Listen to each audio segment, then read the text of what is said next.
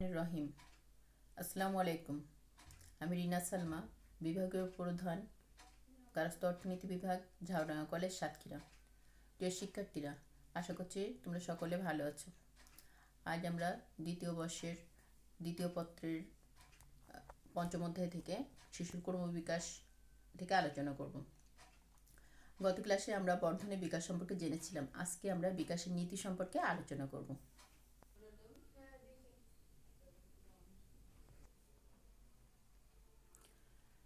মানব শিশুর বিকাশ সুনির্দিষ্ট কতগুলো নীতি অনুসরণ করে। শিশুর বিকাশকে ভালোভাবে জানার জন্য মনোবিজ্ঞানীগণ শিশু বিকাশের সাধারণ নীতিগুলো ব্যাখ্যা করেছেন। বিখ্যাত শিশু মনোবিজ্ঞানী হারলকের পুস্তক অনুসরণে শিশুর বিকাশ সাধারণত তিনটি নীতিতে হয়। প্রথমে আছে বিকাশ পরিবর্তনের সঙ্গে সম্পর্কিত। গর্ভধারণ মুহূর্ত থেকে পরিণত বয়সে পৌঁছানো পর্যন্ত শিশুর দৈহিক পরিবর্তন হতে থাকে। এই পরিবর্তনগুলোর ফলেই শিশু ধাপে ধাপে সামনের দিকে অগ্রসর হয় এবং বিভিন্ন দক্ষতা অর্জন করে। আর এই পরিবর্তনগুলোকে আবার চারটা ভাগে ভাগ করা হচ্ছে।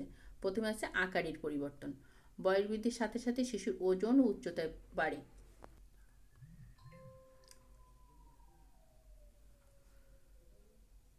ফলে শিশুর আকারের পরিবর্তন ঘটে। বয়স বৃদ্ধির সাথে সাথে শিশুর মধ্যে অনেক পরিবর্তন সাধিত হয়। বাহ্যিক অবয়বের পরিবর্তনের সাথে সাথে সামঞ্জস্য রেখে দেহের অভ্যন্তরীণ তন্ত্রসমূহ, যেগুলো আমরা বাইরে থেকে দেখতে পাই না, যেমন হৃৎপিণ্ড, ফুসফুস, পরিপাকতন্ত্র ও অন্যান্য অঙ্গসমূহের পরিবর্তন হয়। দ্বিতীয়ত আছে অনুপাতের পরিবর্তন। শিশুর দৈহিক পরিবর্তন আনুপাতিক হারে হয়। জন্মের সময় মাথার আকৃতি বড় থাকে, গলা ছোট থাকে, ঘাড় খাটো থাকে। আমরা ছবিতে দেখতে পাচ্ছি। জন্মের সময় মাথার আকৃতি থাকে শিশুর সমগ্র শরীরের 1/4 অংশ। একজন পূর্ণবয়স্ক ব্যক্তির মাথার আকৃতি থাকে তার সমগ্র শরীরের 1/7 অংশ। মাথার আকৃতির সাথে সামঞ্জস্য রেখে হাত, পা ও শরীরের অন্যান্য অংশ আনুপাতিক হারে বৃদ্ধিপ্রাপ্ত হয়। তৃতীয়ত পুরাতন অবয়ব বিলুপ্তি, অর্থাৎ বয়স বৃদ্ধির সাথে সাথে শিশুর শৈশবের অবয়ব বিলুপ্তি হয়। শিশুকালে চুল ও দাঁতের পরিবর্তন হয়। অঙ্গ সঞ্চালনমূলক আচরণ যেমন হামাগুড়ি দেওয়া, থাবা দিয়ে বস্তু ধরা ইত্যাদি বিলুপ্ত হয়। কিছু আদি প্রতিবর্তী ক্রিয়া যেমন হঠাৎ চমকে ওঠা, হাত পা ছোড়া ইত্যাদি বিলুপ্ত হয়। এরপরে আছে দেখো নতুন অবয়ব অর্জন। বয়স বৃদ্ধির সাথে সাথে শিশু নতুন কিছু অবয়ব অর্জন করে, যেমন শিশু হাঁটতে পারে, স্থায়ী দাঁত ওঠে, অঙ্গ সঞ্চালনের নিপুণতা আসে। আমরা এখানে শিশুর অস্থায়ী দাঁত দেখতে পাচ্ছি। আর বয়স বৃদ্ধির সাথে সাথে কি হয়, আমরা জানি যে 6 বছর বয়স পূর্ণ হলে এই অস্থায়ী দাঁত পড়ে স্থায়ী দাঁত ওঠে এবং অঙ্গ সঞ্চালনের নিপুণতা আসে বয়সের সাথে সাথে। ফলে শিশু ধীরে ধীরে প্রাপ্ত বয়সে পৌঁছায়।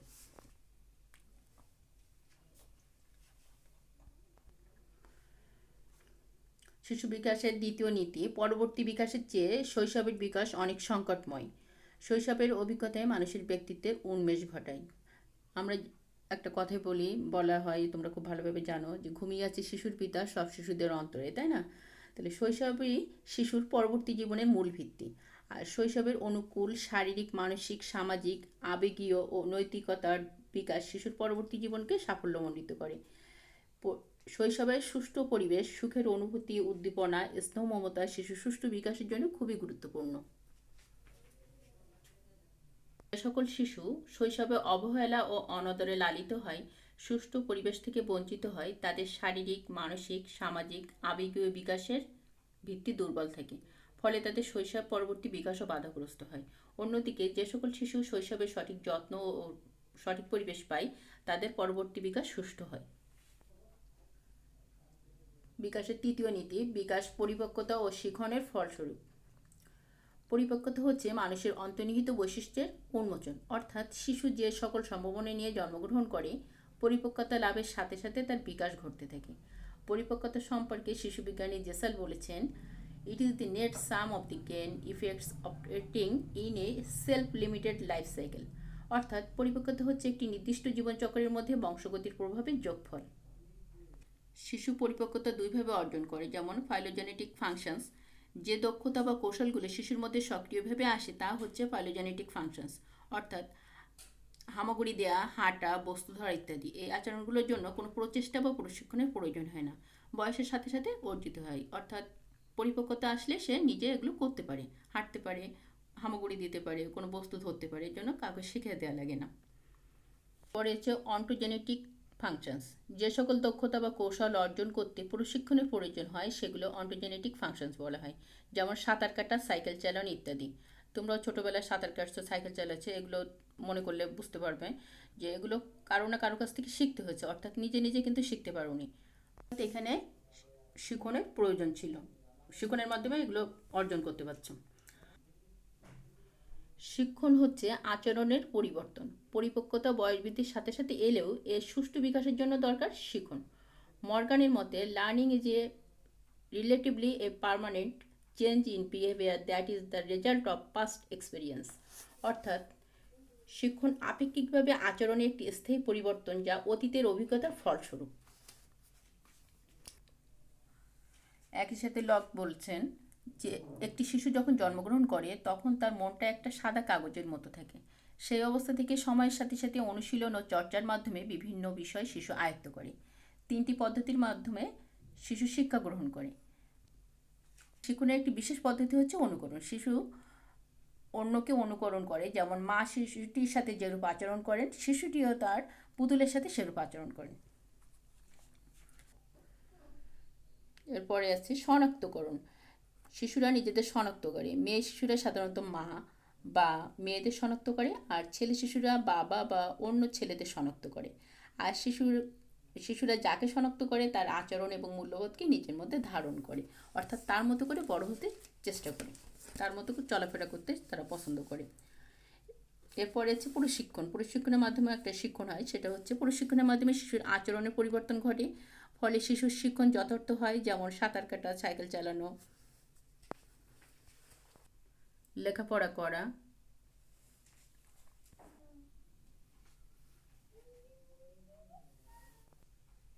গান শেখা, বাদ্যযন্ত্র বাজানো ইত্যাদি প্রশিক্ষণের মাধ্যমে শিশু আয়ত্ত করে। এই কাজগুলো করার জন্য অবশ্যই শিশুর প্রশিক্ষণের প্রয়োজন হয়, কেউ এমনি এমনি শিখতে পারে না।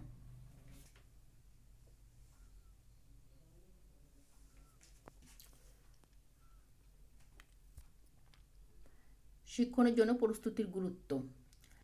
শিক্ষণের জন্য বিকাশগত দিক থেকে প্রস্তুত না হলে শিশু কোনো শিক্ষণই গ্রহণ করতে পারে না, অর্থাৎ তার নিজেকে সচেষ্ট হতে হবে।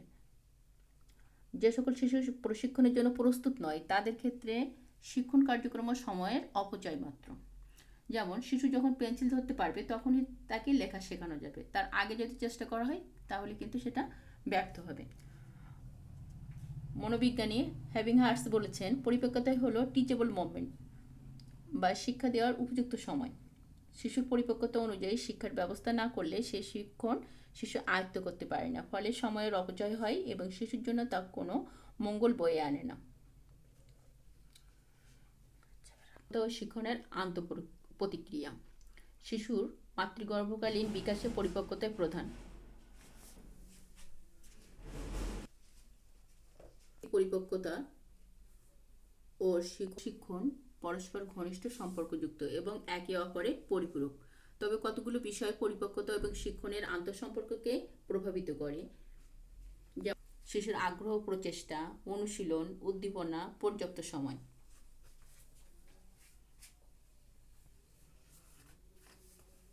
বিকাশের ধারা অনুমান সাপেক্ষ। বিকাশের ধারা অনুমান করা যায়। বয়স অনুসারে শিশুর দৈহিক বিকাশ অর্থাৎ অঙ্গ সঞ্চালনের ধারা পূর্ব নির্ধারিত অনুমানকে অনুসরণ করে। গর্ভাবস্থায় এবং ভূমিষ্ঠ হওয়ার পর শিশুর বিকাশ ধারা পর্যায়ক্রমে বিভিন্ন ধাপ অতিক্রম করে পরিণতি লাভ করে। যেমন প্রত্যেক শিশু নির্ধারিত বয়সে হামাগুড়ি দেয়, বসে, দাঁড়ায় ও হাঁটতে শেখে। নমুনা বা প্রিডিক্টেবল প্যাটার্ন শিশু জন্মপূর্ব ও জন্ম পরবর্তী শারীরিক বিকাশের যত ক্ষেত্রে প্রযোজ্য। শিশুর জন্মপূর্ব ও জন্ম পরবর্তী শারীরিক বিকাশের গতি দুইটি নীতি অনুসরণ করে।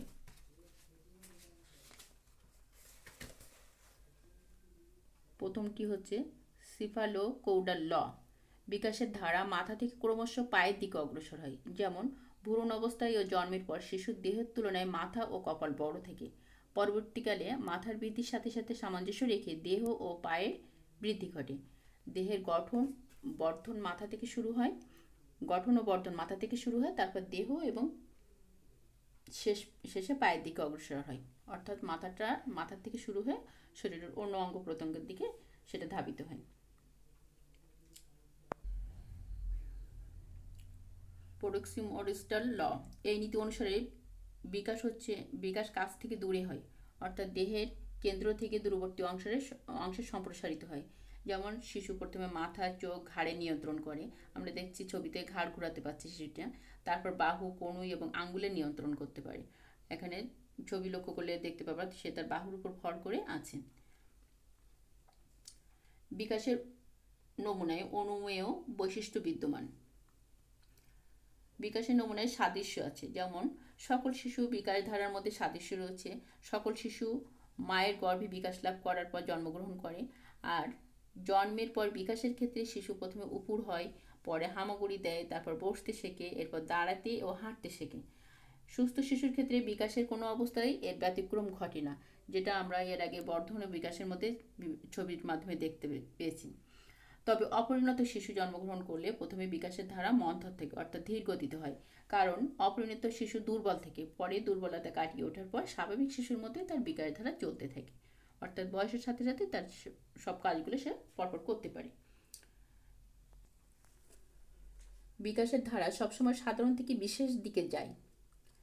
যেমন এ সময় শিশু সমস্ত শরীরের অঙ্গ সঞ্চালন করে, হাঁটার আগে বুক দিয়ে চলে, হামাগুড়ি দেয়, এলোমেলোভাবে হাঁটে, আবার স্পষ্টভাবে কথা বলার আগে কলকুজন করে, অর্থাৎ কথা বলে, যেগুলো শিশুর প্রাথমিক ভাষা হিসেবে আমরা শুনি। সকল বিকাশ চলমান। বিকাশ নিষিক্তকরণ থেকে মৃত্যু পর্যন্ত চলমান, অর্থাৎ মাতৃগর্ভ থেকে মৃত্যু পর্যন্ত। তবে বিকাশের গতি কখনো দ্রুত কখনো ধীরে হয়। যেমন প্রাক জন্ম বিকাশ, শিশুকাল ও বয়সন্ধিকালে বিকাশের গতি দ্রুত হয়, আর মধ্যবয়স ও বৃদ্ধকালে বিকাশ ধীর গতিতে হয়। তবে বিকাশের গতিশীলতা সবসময় অব্যাহত থাকে, অর্থাৎ বিকাশ চলতে থাকে। শরীরের ভিন্ন ভিন্ন অংশ ভিন্ন ভিন্ন হারে বর্ধিত হয়। শিশুর দেহের বিভিন্ন অংশ ভিন্ন ভিন্ন হারে বিকাশ লাভ করে। যেমন মাতৃগর্ভে মাথার বিকাশ সবচেয়ে বেশি হয়, ইতিপূর্বে আমরা ছবিতে দেখেছি। মাথার অংশটা সবচেয়ে বড়। শিশুর শরীরের ভিতরে 1/4 অংশ শিশুর মাথা থাকে। জন্মগ্রহণের পর মাথার নিম্নের অংশ বিকাশ দ্রুত হয়। আবার দেহের অভ্যন্তরীণ যন্ত্রসমূহ যেমন হৃৎপিণ্ড, যকৃৎ ও পরিপাকতন্ত্র, প্রজননতন্ত্র শৈশবে ধীর গতিতে বৃদ্ধি পায় এবং বয়সন্ধিকালে তা দ্রুত গতিতে বৃদ্ধি পায়। বিকারিক সম্পর্কযুক্ত। বিকাশ পারস্পরিক সম্পর্কযুক্ত। শিশুর শারীরিক, মানসিক, আবেগীয় এবং সামাজিক বিকাশের মধ্যে একটি সম্পর্ক আছে। যেমন যেসব শিশু বয়স অনুসারে শারীরিকভাবে পরিপক্কতা অর্জন করে, সেসব শিশু মানসিক, আবেগিক, সামাজিক বিকাশের দিক থেকে পরিপক্ক থাকে। বিকাশ ব্যক্তি স্বাতন্ত্র্যে বিদ্যমান। যে সকল শিশুর ক্ষেত্রে বিকাশের ধারা একই রকম, তবে সকল শিশুর মধ্যে ব্যক্তি স্বাতন্ত্র্য একই রকম লক্ষ্য করা যায়, তবে শিশুদের মধ্যে ব্যক্তি স্বাতন্ত্র্যের কারণে পার্থক্য পরিলক্ষিত হয়। আর এই ব্যক্তি স্বাতন্ত্র্য কিন্তু প্রাপ্ত বয়সে আসার পরও সেটা থেকে যায়। আমরা অনেক সময় টুইন বেবি দেখি বা যমজ শিশু দেখি, দুইটা একই চেহারা বা প্রায় একই রকম দেখতে, একই আকৃতির শিশু হওয়া সত্ত্বেও দুইজন মানুষের ব্যক্তিত্ব আলাদা হয়। একই বয়সের শিশুদের মধ্যে বিকাশে পার্থক্য থাকে। আর এই ব্যক্তি স্বাতন্ত্র্যের কারণ হচ্ছে বংশগতি ও পরিবেশ। গতির জন্য গায়ের রং, দৈহিক আকার, উচ্চতা,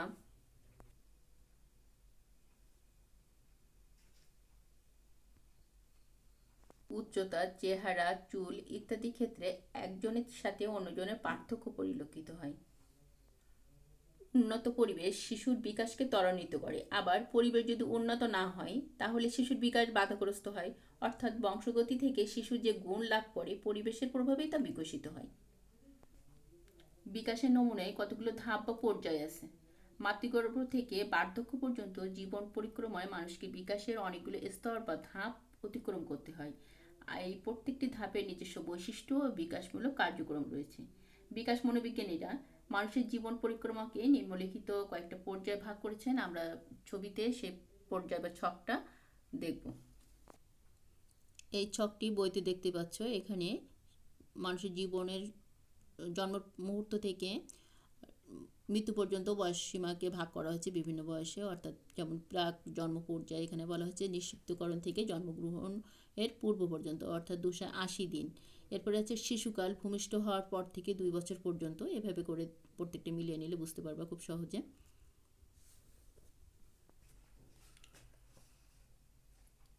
ছবিতে আমরা বিভিন্ন বয়সের মানুষদের ছবি দেখতে পাচ্ছি।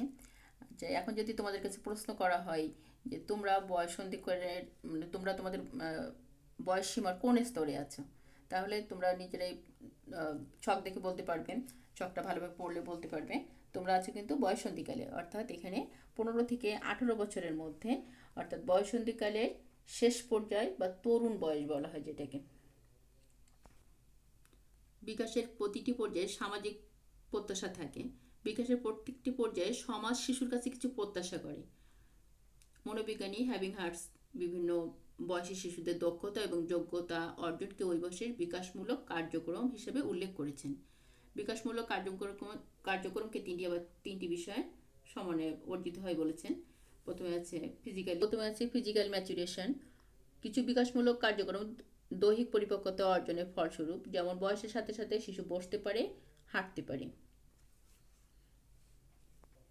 কালচারাল প্রেশারস অফ সোসাইটি, সমাজের দৃষ্টিগত চাপে কিছু বিকাশমূলক কার্যক্রম শিশুর মধ্যে দেখা যায়, যেমন পড়াশোনা করতে শেখা, লিঙ্গ অনুযায়ী আচরণ করা। পার্সোনাল ভ্যালুজ অ্যান্ড ব্যক্তির মূল্যবোধ এবং উচ্চাকাঙ্ক্ষা কিছু বিকাশমূলক কার্যক্রমকে সহায়তা করে, যেমন পেশা, শিশু বড় হয়ে কি হতে চায় সে সম্পর্কে ভাবনা। বিকাশের প্রতিটি পর্যায়ে বিপত্তির আশঙ্কা বিদ্যমান, অর্থাৎ ছোট শিশু চলতে গেলে বা বড় হওয়ার সাথে সাথে সাথে ধাপে ধাপে বিভিন্ন সময় বিভিন্ন দুর্ঘটনা আকস্মিকভাবে ঘটতে পারে। যেমন শিশু যদি অযত্ন, অবহেলায়, অস্বাস্থ্যকর পরিবেশ ও অজ্ঞতার মধ্যে লালিত পালিত হয়, তাহলে নানা বিপত্তি দেখা দিতে পারে। হঠাৎ আঘাত পাওয়া, দুর্ঘটনাও শিশুর বিপত্তির কারণ হতে পারে। অর্থাৎ একটা শিশু সঠিকভাবে সুস্থ এবং পরিণত শিশু জন্মগ্রহণের পরও যদি হঠাৎ কোনো দুর্ঘটনার কারণে বা আঘাতের কারণে তার বিকাশকে ব্যাহত করতে পারে। এই বিপত্তি শিশুর শারীরিক, মানসিক, সামাজিক, আবেগীয় ও নৈতিক বিকাশকে বাধাগ্রস্ত করে বা শিশুর জীবনকে বিপন্ন করে। তাই এই বিপত্তি সম্পর্কে আগে থেকে শিশুর পিতামাতাকে সতর্ক থাকতে হবে। আর সতর্কতা শিশুদের অনেক দুর্ঘটনা থেকে রক্ষা করে। বিকাশের বিভিন্ন পর্যায়ে সুখের অনুভূতি বিভিন্ন হয়।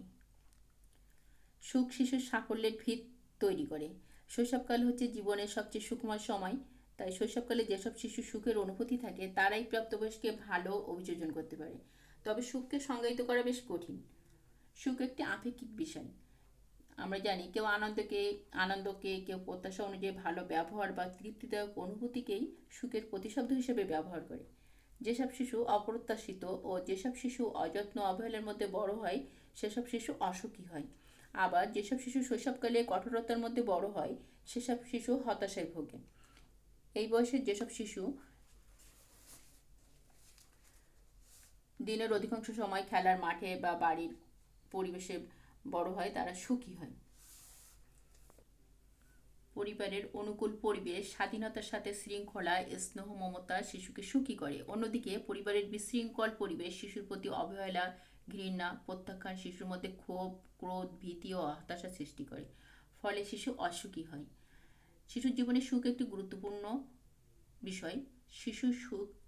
সুখী শিশু স্বাস্থ্যবান ও শক্তিশালী হয়, আমরা খুব ভালোভাবে জানি, এবং এদের চেহারা একটা আকর্ষণ থাকে, কর্মে উদ্দীপনা পায়, অর্থাৎ যে কোনো পরিবেশের সাথে তারা খাপ খাওয়াতে পারে, ফলে সামাজিকভাবে গ্রহণযোগ্য হয়।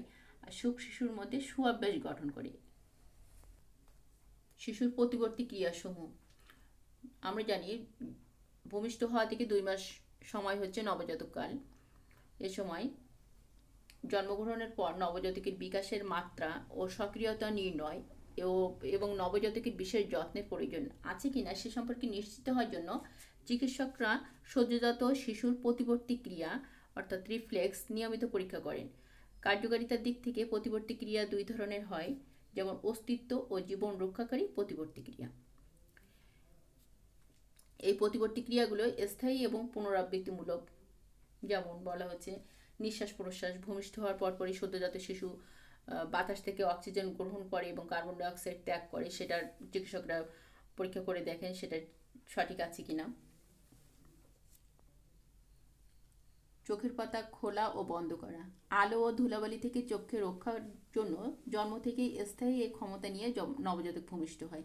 আমরা দেখছি ঘরে বেশি আলো থাকলে শিশুরা কি করে, চোখ বন্ধ করে রাখে, বা আমরা যখন দিনের আলোতে বাইরে ঘর থেকে বাইরে নিয়ে যাই তখন নবজাতক শিশু হলে অবশ্যই সে চোখ বন্ধ করে থাকে, অর্থাৎ তার চোখ তখন অতিরিক্ত আলো সহ্য করার ক্ষমতা অর্জন করেনি। চোখের সংকোচন সম্প্রসারণ। বেশি আলোতে চোখ সংকুচিত করে এবং মৃদু আলোতে চোখ প্রসারিত করে কোনো কিছু দেখার জন্য চেষ্টা জন্মগতভাবে শিশু অর্জন করে। ত্বক সংবেদনশীল থাকে এই সময়।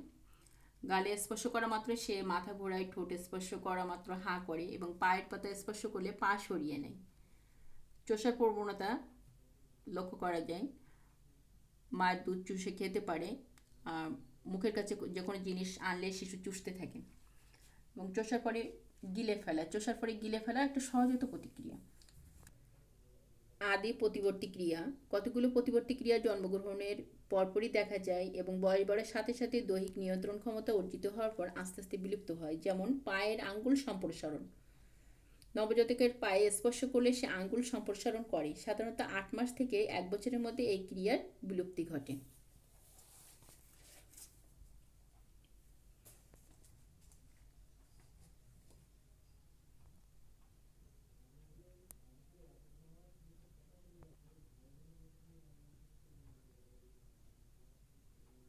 বস্তু ধরা। হাতের তালুতে কোনো কিছু স্পর্শ করলে নবজাতক আঙ্গুল চেপে বস্তুটি ধরে রাখে। এই স্বতঃস্ফূর্ত ক্রিয়া 3 থেকে 4 মাস স্থায়ী হয়। এরপর এই ক্রিয়াটি শিশুর মধ্যে ইচ্ছাধীন হয়। আলিঙ্গনরূপী প্রতিবর্তী ক্রিয়া। হঠাৎ চমকে উঠলে নবজাতক পা উপরে ও হাত বুকের কাছে টেনে নেয়, অনেক সময় কেঁদে ওঠে।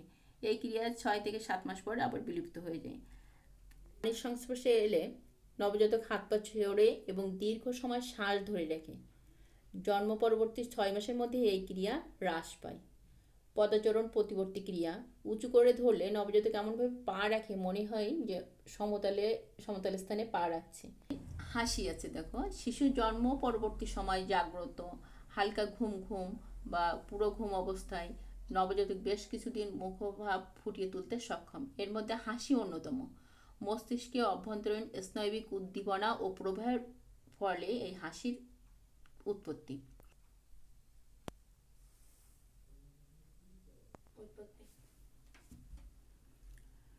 ভূমিষ্ঠ হওয়ার পর নবজাতক বাতাস থেকে অক্সিজেন গ্রহণ করে এবং কার্বন ডাইঅক্সাইড ত্যাগ করে, ফলে তার ফুসফুস কার্যকর হয় আর কান্নার মাধ্যমে তার অস্তিত্ব প্রকাশ করে। আমরা সবাই জানি মানব শিশু যখন জন্মগ্রহণ করে তখন সে কান্নার মাধ্যমে তার অস্তিত্বকে প্রকাশ করে। এবং এই কান্নার কারণ জানতে চাইলে তোমরা হয়তো অনেকেই বলতে পারবে না যে শিশু প্রথম কেন কাঁদে। তাহলে এখানে দেখো এই লাইনটা আবারও তোমাদেরকে বলছি। শিশু ভূমিষ্ঠ হওয়ার পর নবজাতক বাতাস থেকে অক্সিজেন গ্রহণ এবং কার্বন ডাইঅক্সাইড ত্যাগ করে, অর্থাৎ তার ফুসফুস সক্রিয় হয়। এই জন্যই কিন্তু নবজাতকরা কাঁদে, অর্থাৎ মানব শিশু কান্নার মাধ্যমে প্রথম তার শব্দটা প্রকাশ করে।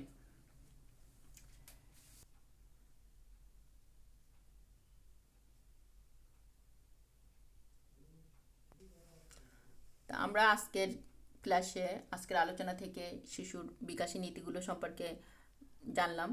তোমরা ভালোভাবে বাসায় বইটা ভালোভাবে পড়বা এবং এখান থেকে নিজের বইয়ের সাথে মিলিয়ে নিয়ে যে প্রশ্নগুলো এই সম্পর্কিত যে প্রশ্নগুলো সেগুলো একটু নিজে নিজে পড়ার চেষ্টা করবা এবং কোনো প্রশ্ন থাকলে তোমরা আমাকে করতে পারো সেগুলো। তা আজকের ক্লাস আমরা এখানে শেষ করছি। তোমরা সুস্থ থাকো, নিরাপদে থাকো, ভালো থাকো এই প্রত্যাশায়। আল্লাহ হাফেজ।